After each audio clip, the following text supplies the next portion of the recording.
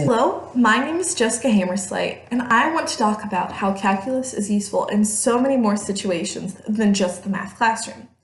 Now, we are taught in basic calculus that the derivative of a function will give us the slope of a tangent line, and the integral of a function will give us the area under a curve.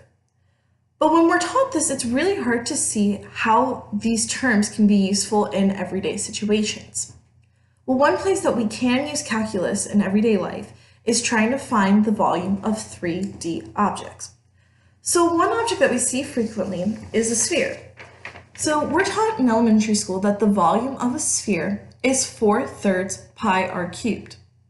And we're told to memorize this, but it's really hard to figure out where on earth these seemingly arbitrary values come from. Well, we can start off with the surface area of a sphere and then integrate that to try and find the volume.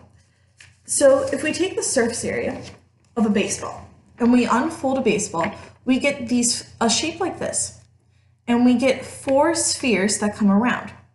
So if we take the area of one circle, one of these, which would be pi r squared, and then we multiply it by 4 to get the area of 4 circles, which is pi r squared, we then get the surface area, pi r squared. Well, you might be asking, how on earth is this going to be useful in the volume? Well, if we integrate this with respect to r, we can then find the actual volume.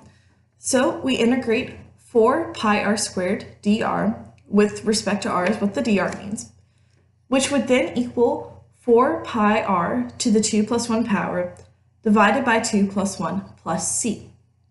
So you might be wondering where some of these numbers came from. Well, the r to the 2 plus 1 comes from the reverse power rule. So we take the original power and raise it to the plus 1, and then after that we divide it by that new power, the 2 plus 1, and then we add on the c in case some constant disappeared. So now we have 4/3 pi r cubed plus c.